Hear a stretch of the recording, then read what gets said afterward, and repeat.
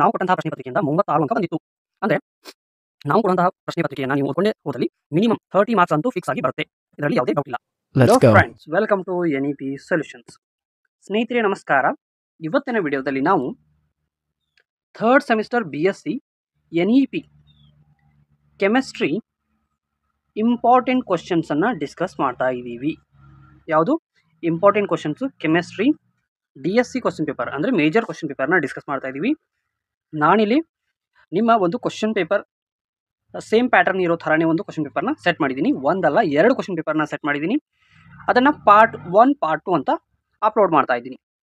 ನೀವೇನಾದರೂ ನಮ್ಮ ಚಾನಲ್ಗೆ ಮೊದಲನೇ ಸಲ ಭೇಟಿ ನೀಡ್ತಾ ಇದ್ದರೆ ನಮ್ಮ ಚಾನಲ್ನ ಸಬ್ಸ್ಕ್ರೈಬ್ ಮಾಡಿ, ಹಾಗೆ ಈ ವಿಡಿಯೋನ ಲೈಕ್ ಮಾಡಿ ಮತ್ತು ನಿಮ್ಮ ಸ್ನೇಹಿತರಿಗೆ ಶೇರ್ ಮಾಡಿ. ಬನ್ನಿ ಹಾಗಾದರೆ ವಿಡಿಯೋನ ಸ್ಟಾರ್ಟ್ ಮಾಡೋಣ. ಕೆಮಿಸ್ಟ್ರಿ DSc 2 ಗಂಟೆ ಸಮಯ, 60 ಅಂಕ. ಮೊದಲಿಗೆ 2 marks questions. Answer any 6 questions. State Beer Lambert's law. Beer Lambert's law ಇದು ಬಹಳ ಮುಖ್ಯ ಪ್ರಶ್ನೆ, very important questions. Next, write the limitations of the radius ratio concept. Next question, what is the octet rule? Next, for D question or fourth question, what is solvation energy? E question, what is ozonolysis? F question, what is SN2 reaction? SN2 ಇನ್ನೊಂದಿದೆ SN1. ಅವರು ನಿಮಗೆ SN1 reaction ಕೇಳಬಹುದು ಅಥವಾ SN2 reaction ಕೇಳಬಹುದು. ಎರಡನ್ನ ಕೂಡ ಓದ್ಕೊಂಡು ಹೋಗಿ, ಮತ್ತೆ ಅದಕ್ಕೆ ಒಂದು ಎಕ್ಸಾಂಪಲ್ ಅನ್ನ ಕೊಡಬೇಕು. Next, G question, state the first law of thermodynamics. Law of thermodynamics, ಇಲ್ಲಿ ಯಾವ್ದು ಬೇಕಾದ್ರೂ ಕೂಡ ನಿಮಗೆ ಲಾ ಕೇಳಬಹುದು. ಸೊ ಎಲ್ಲ ಲಾಸ್ ಕೂಡ ಓದ್ಕೊಂಡು ಹೋಗೋದು ನಿಮಗೆ ಒಳ್ಳೆಯದು. Next, right the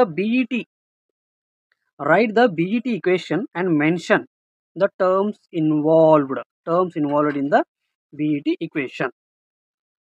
next we will go towards the 4 mark questions. ಇಲ್ಲಿ ನಿಮಗೆ 4 ಪ್ರಶ್ನೆಗಳನ್ನ ಕೊಡ್ತಾರೆ. ಅದರಲ್ಲಿ ನೀವು 3 ಪ್ರಶ್ನೆಗೆ ಉತ್ತರನ ಬರೀಬೇಕು. ನಿಮಗೆ 12 ಅಂಕ ಸಿಗುತ್ತೆ. ಸೊ ಪ್ರಶ್ನೆಗಳನ್ನ ನೋಡ್ತಾ ಹೋದರೆ, derive the expression for Beer Lambert's law. So first ಅಂದರೆ 2 ಅಂಕದಲ್ಲಿ ಸ್ಟೇಟ್ ಬೀರ್-ಲ್ಯಾಂಬರ್ಟ್ಸ್ ಲಾ ಅಂತ ಕೇಳಿದ್ರು. ಇಲ್ಲಿ ಎಕ್ಸ್ಪ್ರೆಷನ್ ಅಂದರೆ ಡೆರಿವೇಶನ್ ಅನ್ನು ಕೇಳಿದ್ದಾರೆ. ಸೊ ನಿಮ್ಗೆ ಇಲ್ಲಿ ಟೋಟಲ್ ಆಗಿ 2 + 4 ಅಂದರೆ 6 ಮಾರ್ಕ್ಸ್ ಬರುತ್ತೆ. ಎಲ್ಲಿ? ಬೀರ್-ಲ್ಯಾಂಬರ್ಟ್ಸ್ ಲಾನಿಂದ. ಸೊ ಅದನ್ನ ಪರ್ಫೆಕ್ಟ್ ಆಗಿ ಓದ್ಕೊಂಡು ಹೋಗಿ. Next, explain the instrumentation of spectrophotometer with a neat label diagram.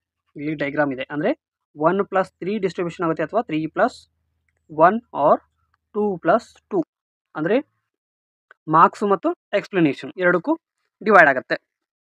Next, explain the effect of concentration and wavelength on scattering in nephelometry and turbidimetry.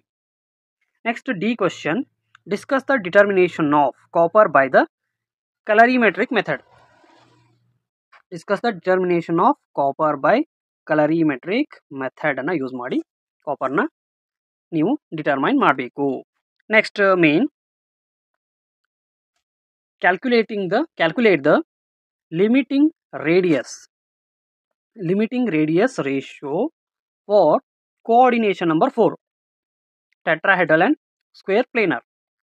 Next, B question, what are ionic compounds? Give examples of AX2 type. Next, C question, explain BF3 and SF6 using VSE PR theory. VSE PR theory ಇಂದ ನೀವು BF3 ಮತ್ತು SF6 ಅನ್ನು explain ಮಾಡಬೇಕು. Next, explain the structure of CSCl, crystal structure of CSCl ಅನ್ನು ನೀವು explain ಮಾಡಬೇಕು. ಅದಾದ ನಂತರ answer any 3 questions. Fourth main, discuss the mechanism of E one reaction with an example. Next, B question, discuss the mechanism of addition of HBr to profene. Next, C question, what are Zaitsev and Hofmann eliminations? Zaitsev and Hofmann elimination, explain with examples. Next, D question, discuss the mechanism of ozonolysis. ಈ ಒಂದು ಓಝೋನೋಲೈಸಿಸ್ ಮೇಲೆ ನಿಮಗೆ already 2 ಅಂಕದ ಪ್ರಶ್ನೆಯಲ್ಲಿ ಕೂಡ ಕೇಳಿದ್ದಾರೆ. So ಇಲ್ಲಿ ನಿಮಗೆ 2 + 4 ಅಂದರೆ ಟೋಟಲ್ 6 ಮಾರ್ಕ್ಸ್ ಬಂತು.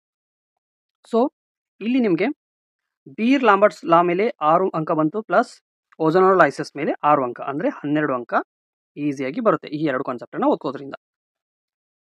ಇನ್ನು ಲಾಸ್ಟ್ ಅಂದರೆ 5th ಮೇನನ್ನು ನೋಡೋಣ. A question, discuss the entropy change in an irreversible process.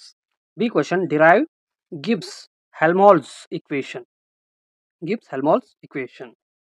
Next, show that PV y is equal to constant in the reversible adiabatic expression, adiabatic expansion of an ideal gas. Ideal gas equation ಅನ್ನು ನೀವು derive ಮಾಡಬೇಕು.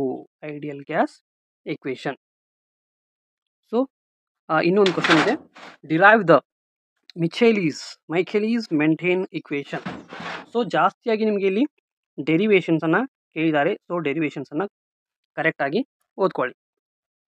So ಈ ಒಂದು ಪ್ರಶ್ನೆ ಪತ್ರಿಕೆಯಿಂದ ನಾವು ಈಗ ಮೊದಲೇ botany question ಪೇಪರನ್ನು ಕೊಟ್ಟಿದ್ವಿ, ಅಂದರೆ ಇಂಪಾರ್ಟೆಂಟ್ ಕ್ವಶನ್ಸ್ ಅಂತ ಕೊಟ್ಟಿದ್ವಿ. ಅದರಲ್ಲಿ ನಾವು ಅದರ ಎಕ್ಸಾಮ್ ಹಿಂದಿನ ದಿನ ಕ್ವಶನ್ ಪೇಪರ್ನ ಅಪ್ಲೋಡ್ ಮಾಡಿದ್ವಿ. ಅದರ ನೆಕ್ಸ್ಟ್ ಡೇ ಬಾಟ್ನಿ ಎಕ್ಸಾಮ್ ಆಯಿತು. ಎಕ್ಸಾಮ್ ಆದ ನಂತರ ನಾವು ಕ್ವಶನ್ ಪೇಪರನ್ನು 2 ಕಂಪೇರ್ ಮಾಡಿ ನೋಡಿದಾಗ ನಾವು ಕೊಟ್ಟಂತಹ ಪ್ರಶ್ನೆ ಪತ್ರಿಕೆಯಿಂದ 36 ಅಂಕ ಬಂದಿತ್ತು. ಅಂದರೆ ನಾವು ಕೊಡುವಂತಹ ಪ್ರಶ್ನೆ ಪತ್ರಿಕೆಯನ್ನು ನೀವು ಓದ್ಕೊಂಡೇ ಹೋದಲ್ಲಿ ಮಿನಿಮಮ್ 30 ಮಾರ್ಕ್ಸ್ ಅಂತೂ ಫಿಕ್ಸ್ ಆಗಿ ಬರುತ್ತೆ, ಇದರಲ್ಲಿ ಯಾವುದೇ ಡೌಟ್ ಇಲ್ಲ. ಸೊ ಈ ಒಂದು ಪ್ರಶ್ನೆ ಪತ್ರಿಕೆಯನ್ನು ಚೆನ್ನಾಗಿ ಓದ್ಕೊಳ್ಳಿ. ಸಾಧ್ಯವಾದರೆ ಇದರ ನೋಟ್ಸನ್ನು ಕೂಡ ನಾನು ನಮ್ಮ ಟೆಲಿಗ್ರಾಮ್ ಚಾನಲಲ್ಲಿ ಪ್ರೊವೈಡ್ ಮಾಡ್ತೀನಿ. ಮತ್ತು ಇದರ ಜೊತೆ ಇನ್ನೊಂದು ಇಂಪಾರ್ಟೆಂಟ್ ಕ್ವಶನ್ಸ್ ಇರುವಂತಹ ಒಂದು ಪ್ರಶ್ನೆ ಪತ್ರಿಕೆನ ಪಾರ್ಟ್ 2 ವಿಡಿಯೋದಲ್ಲಿ ಡಿಸ್ಕಸ್ ಮಾಡ್ತಾ ಇದ್ದೀನಿ. ಮತ್ತು ಮುಂದಿನ ವಿಡಿಯೋದಲ್ಲಿ ಪಾರ್ಟ್ 2 ವಿಡಿಯೋದಲ್ಲಿ ಸಿಗೋಣ. ಅಲ್ಲಿವರೆಗೂ stay tune to NEP solutions. Bye.